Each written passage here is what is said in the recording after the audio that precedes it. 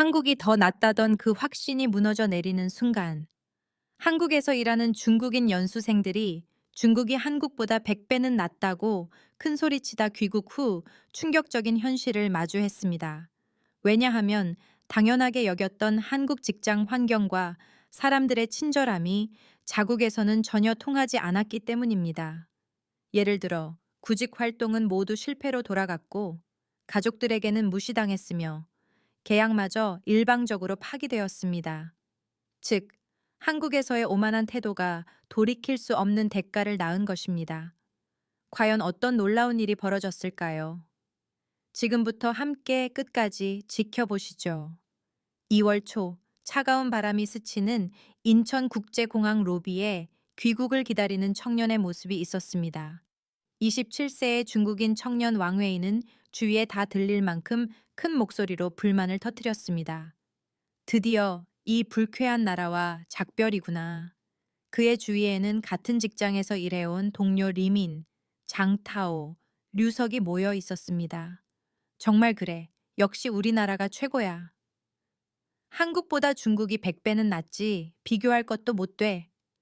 설날 귀향을 앞두고 그들은 마치 개선장군처럼 흥분에 휩싸여 있었습니다. 하지만 이때의 왕웨이는 고국이 자신을 향해 이빨을 드러내고 기다리고 있다는 사실을 상상조차 하지 못했습니다. 시간을 거슬러 왕웨이가 처음 한국 땅을 밟았던 2년 전으로 돌아가 보겠습니다. 당시 베이징 근교의 대학을 졸업한 왕웨이는 중국의 극심한 학력 사회와 경쟁의 벽에 부딪혀 있었습니다. 수십 곳의 면접을 봤지만 합격 통지는 단 한 곳도 받지 못해 심신이 모두 지쳐 있었습니다. 어째서 나만 아무데도 뽑아주지 않는 거지? 그때 친구인 리민이 한국의 산업연수생 제도에 대해 이야기했습니다. 한국에 가면 쉽게 돈을 벌 수 있대. 2년만 버티면 창업 자금 정도는 모을 수 있을 거야. 한국이라 한물간 나라지만 돈을 위해서라면 어쩔 수 없지. 뒤 깊은 생각 없이 제안을 받아들인 왕웨이는 경기도의 한 자동차 부품 공장으로 배치되었습니다. 첫날, 공장 책임자인 강 부장님이 무뚝뚝한 표정으로 시설을 안내해 주었습니다. 여기가 작업장이다.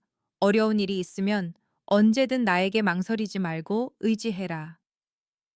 왕웨이는 역사가 느껴지는 건물의 구석구석까지 청소가 잘 되어 있는 모습에 놀라움을 감추지 못했습니다.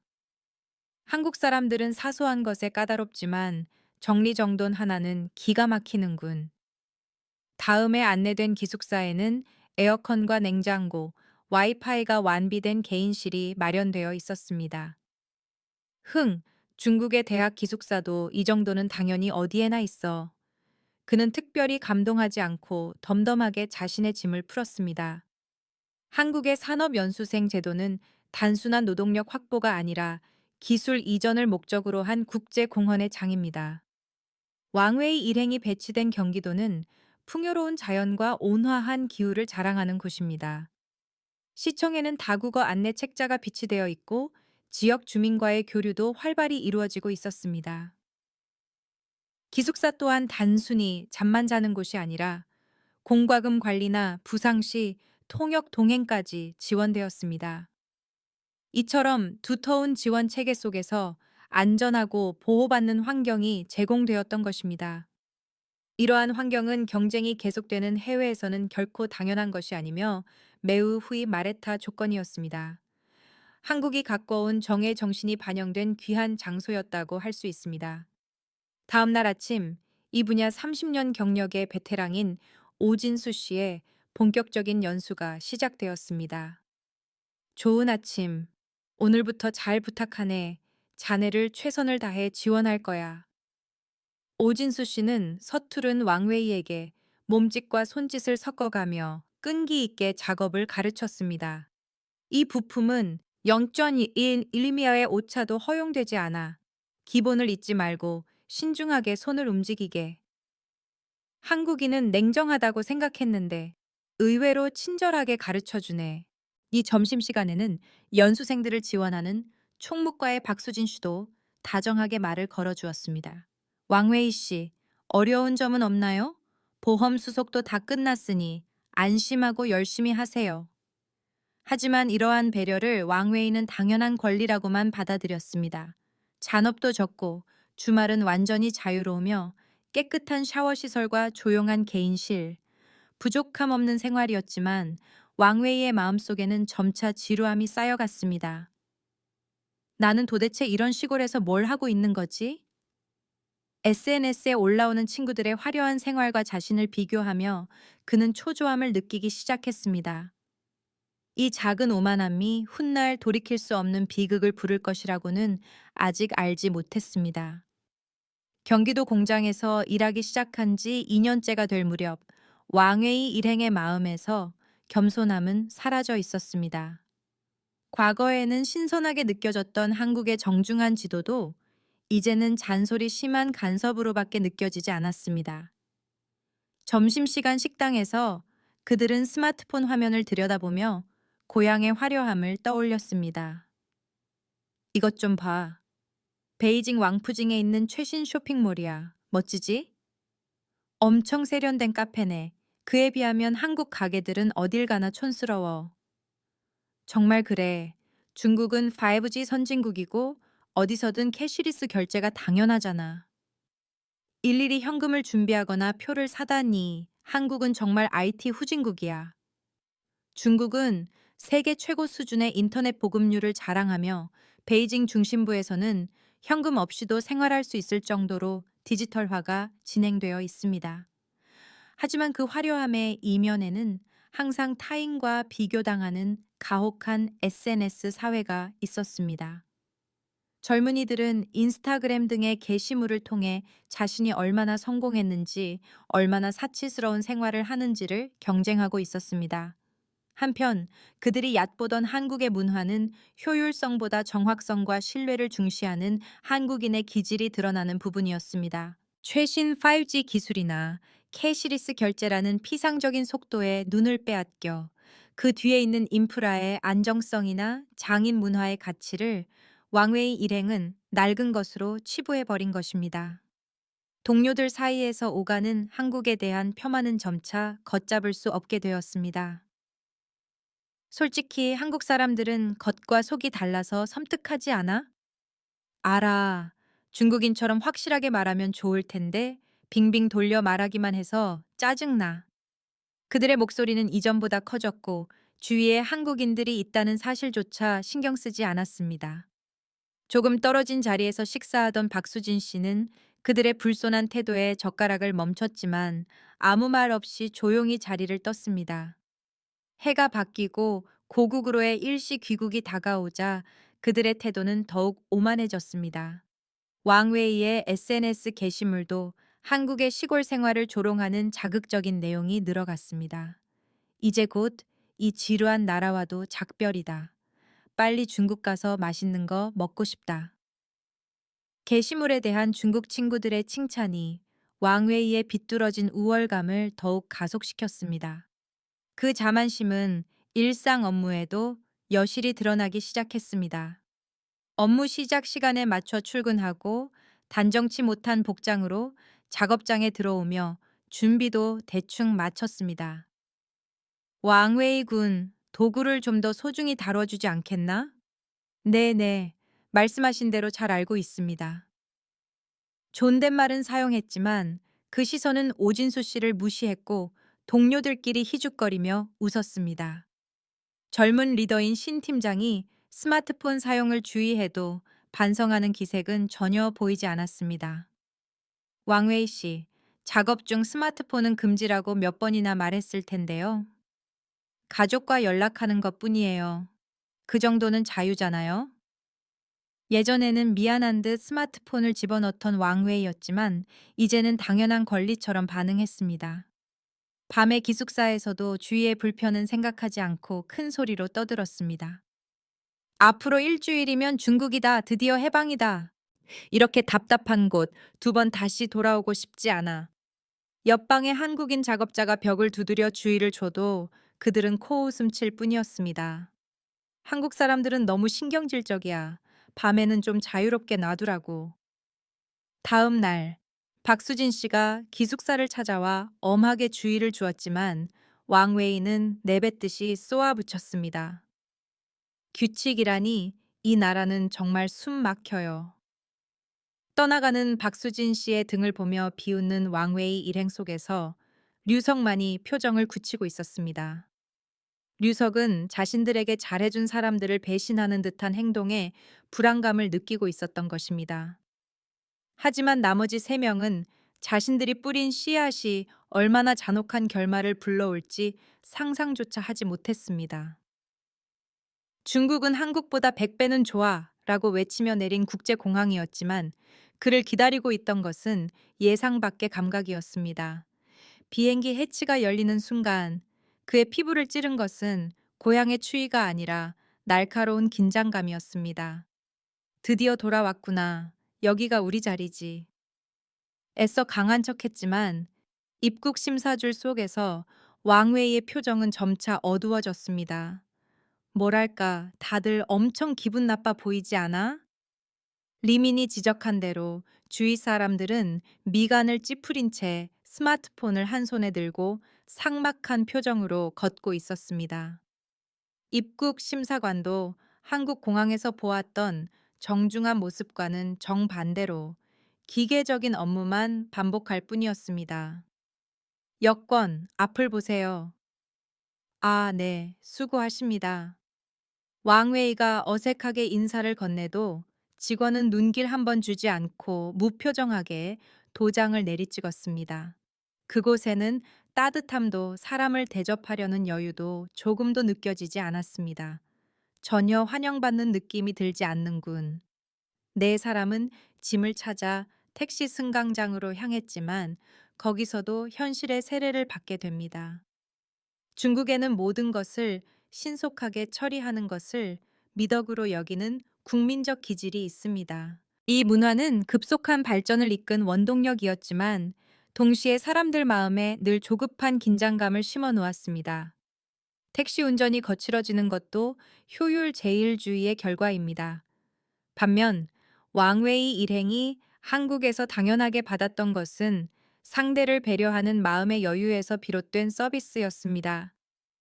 편의점에서의 접객이나 안전 운전을 신경 쓰는 택시, 이 모든 것은 시간을 들여 신뢰를 쌓기 위한 한국의 미덕이었던 것입니다. 고국에 돌아와 자랑스럽게 생각했던 속도감이 사실은 여유 없음의 다른 모습이라는 것을 깨닫기 시작했습니다. 겨우 올라탄 택시 내부는 담배 냄새가 배어 있었고 시트도 지저분했습니다. 어디까지 가나? 강남구요? 운전사는 대답도 없이 미터기를 누르더니 맹렬한 속도로 차를 몰기 시작했습니다. 심한 교통체증 속에서 계속 경적을 울리고 무리하게 차선을 변경하는 운전에 왕웨이는 놀랐습니다. 어이, 저렇게 바싹 끼어들다니 너무 위험하잖아. 창밖으로는 분명 최신 빌딩 숲이 늘어서 있고 화려한 넌사인이 거리를 비추고 있었습니다. 한국보다 발전된 풍경인데도 왠지 왕웨이의 마음은 들뜨기는커녕 허무함에 휩싸였습니다. 베이징은 확실히 대단하지만 왠지 보고만 있어도 지치는군. 오늘은 이동하느라 피곤해서 그럴 거야. 집에 가서 가족들을 만나면 괜찮아질 거야. 왕웨이는 자신에게 타이르듯 중얼거렸지만 그 목소리에는 확신이 없었습니다. 하지만 이때의 왕웨이는 아직 몰랐습니다. 집에서 기다리고 있는 것이 자신의 지금까지의 선택을 전부 부정당하는 절망의 시작이라는 것을. 밤 10시가 넘어 겨우 집에 도착한 왕웨이를 기다리고 있던 것은 어머니 수닝의 미소였습니다. 아들, 돌아왔구나. 안색도 나쁘지 않아 보여서 다행이다. 푹 쉬렴. 오랜만에 듣는 고향의 말에 왕웨이의 마음은 겨우 풀리는 듯 했습니다. 하지만 그 안도감은 어머니가 다음에 내뱉은 한마디에 순식간에 얼어붙었습니다. 내일은 친척들이 다 모이니까 제대로 된 옷차림으로 인사드리렴. 삼촌께 신뢰되는 행동하지 말고. 왕웨이의 삼촌은 대기업에서 임원까지 지낸 집안에서는 절대적인 성공자로 군림하는 인물이었습니다. 다음 날 아침 좁은 거실에는 10명 이상의 친척이 모여 기묘한 열기로 가득 찼습니다. 왕웨이, 너 아직도 한국에서 그런 일을 계속하고 있느냐? 네. 계약이 아직 1년 남아 있어서요. 그래서 돈은 얼마나 모았어? 설마 놀기만 한 건 아니겠지.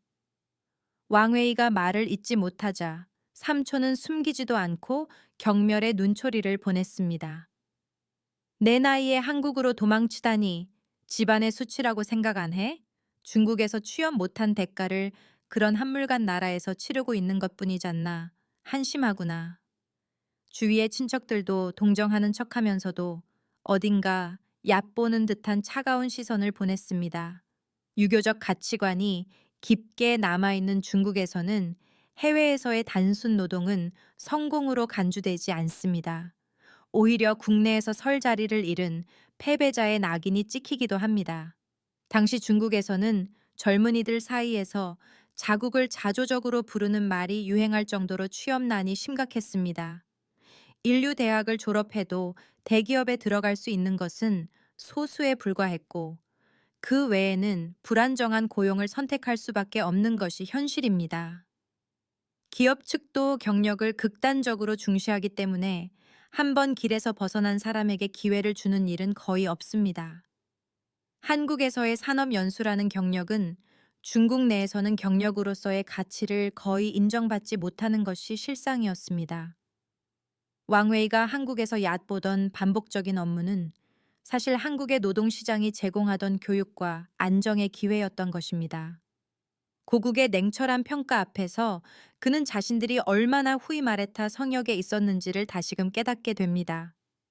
설날 연휴가 끝나고 왕웨이는 지푸라기라도 잡는 심정으로 중국 내 공장 몇 군데의 면접을 봤습니다. 한국에서의 계약이 끝난 후를 위한 준비였지만 면접관의 반응은 삼촌보다도 더 냉혹했습니다.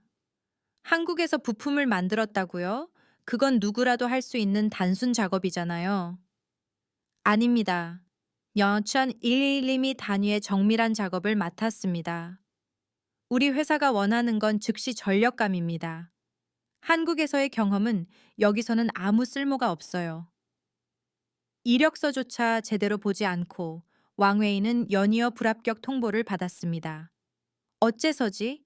한국보다 중국이 훨씬 좋은 나라라고 생각했는데 현실은 이런 건가?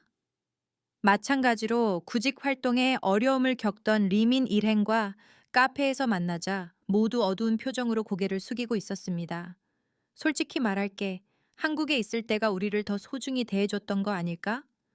안정된 월급에 깨끗한 기숙사, 강 부장님 얼굴을 떠올리니 가슴이 답답해져.